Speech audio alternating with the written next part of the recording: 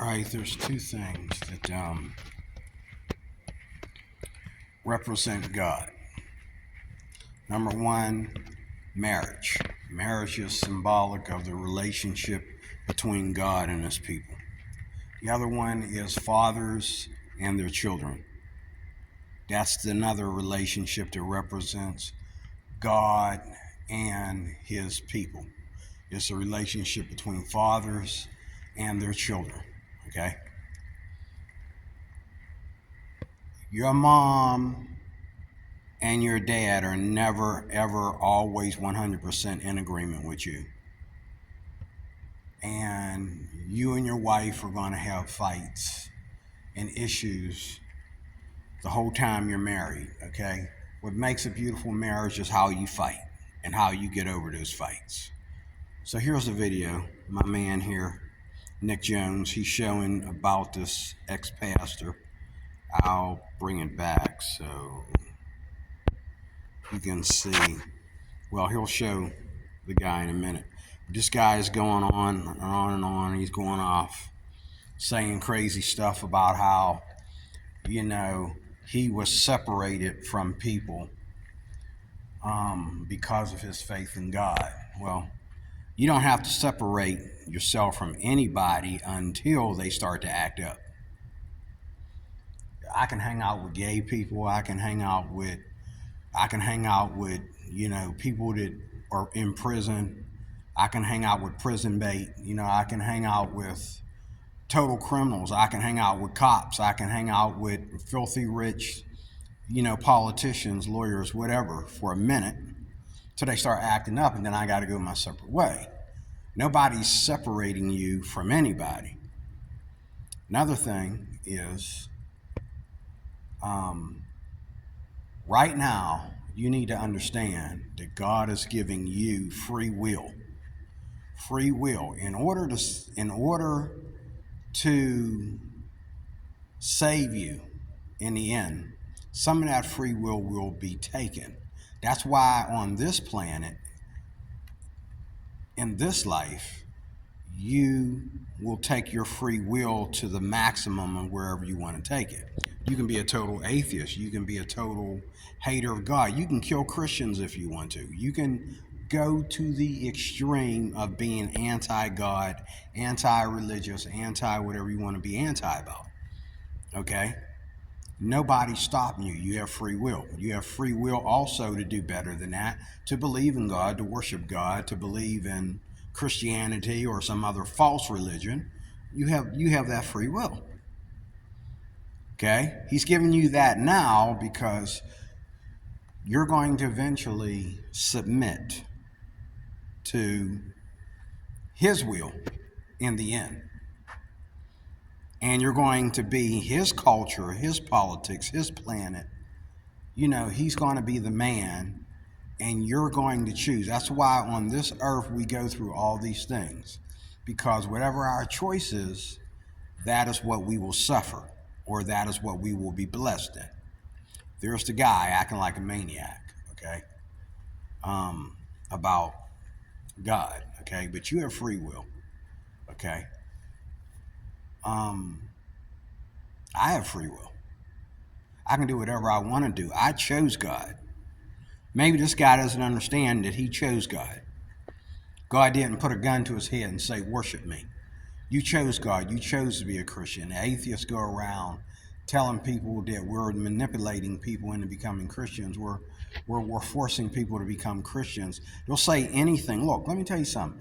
If you don't like Christianity, or you suck at it, so you quit because you sucked at it, okay, that's your business. But it's not anybody's fault or problem whether or not you like Christianity, okay? Christianity is, if you become a Christian, you will accept Christianity as the only way, truth, in life to God. But you can join any religion you want. Do you, boo? You can join any religion you want to join. Those that are in Islam think that Islam is the only true religion. Those that are Jehovah's Witnesses think that being a Jehovah's Witness is the only true religion. Okay? It's okay, man. It's okay. It's okay. Let the best man win. That's the way I say it. Let the best man win. I know I'm going to win. I already know. I already know how this is going to end. Trust me. I know how this is going to end. But I serve God because I want to serve God. And I'm not rejected by anybody. People that have gone to church with me, yeah, we get people in the church like that who think that they can look down their nose at other people in church. But you know what? I have a responsibility to preach the gospel through love. And therefore, I have to love the gay people. I have to love people that are murderers and that got a, child sexual case against them and all that kind of stuff. Okay? I have to love these people. Okay? But I don't have to let them disrespect me or disrespect my children or walk all over top of me or disrespect my God. They start acting up, I'll walk away. No one's forcing me to hang out with anybody. And I haven't been isolated from anybody. Everybody's welcome to come to me and talk about, the best wines in Pittsburgh. Okay?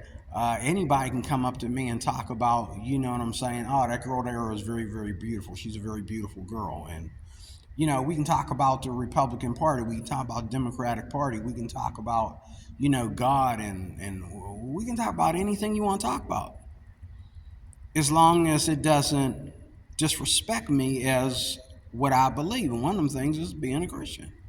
I don't want to talk about certain things because they have nothing to do with benefiting our lives. Okay? But no one's forcing you to be anything that you don't want to be. Okay? Now, here's the last little punchline. God has set this world up with consequences. And if you follow God, you get one type of consequence called Christian persecution. If you don't follow God, you get other consequences. You end up like this dude. Okay? You end up broken, as Nick put it. This guy's broken. He really is. Okay? And there's two ways of being broken. There's broken to where you've given up on being negative and you broke yourself free. It's called a breakthrough.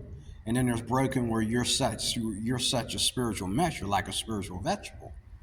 But the thing is, no one's forcing anybody to join anything, or I'm saying. Then another thing this guy said, he said that he, how do you put it?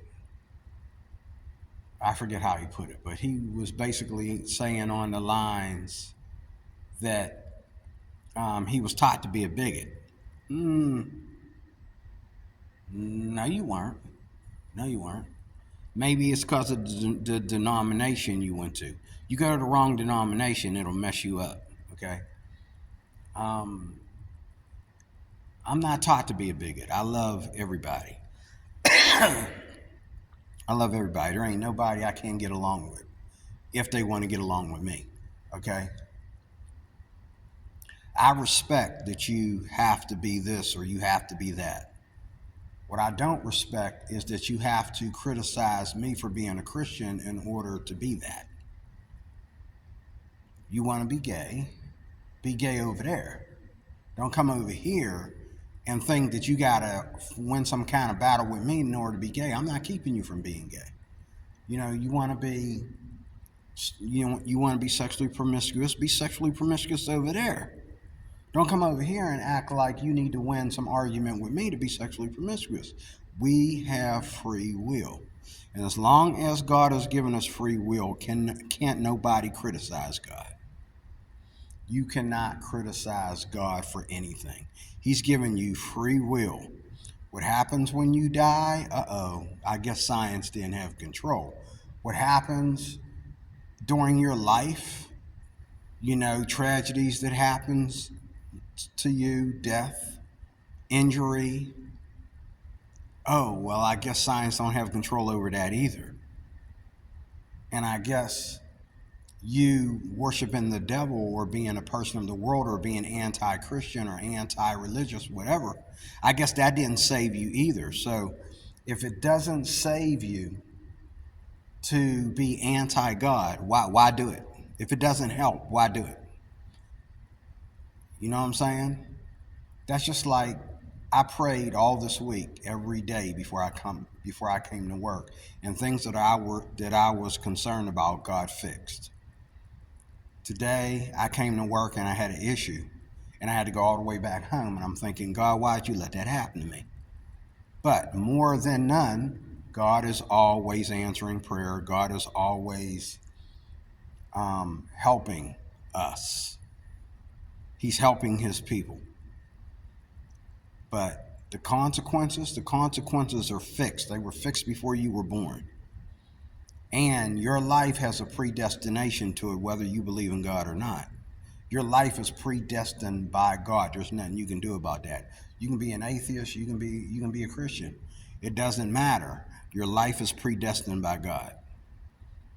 Okay? I'm going to fare a certain way no matter how much I try to get on top or try to stay from the top. I'm going to fare a certain way. I'm going to fare a certain way. But through prayer, I can make even that way even fare a little bit better, okay? So you can't condemn God. There's no condemnation for God. When you condemn God, you're condemning yourself and you're blaming God for it. That's what you're doing. So stop. Just stop. Thank you. I am DeRoy Cruz. I am your Life Applications Officer. Thank you for watching.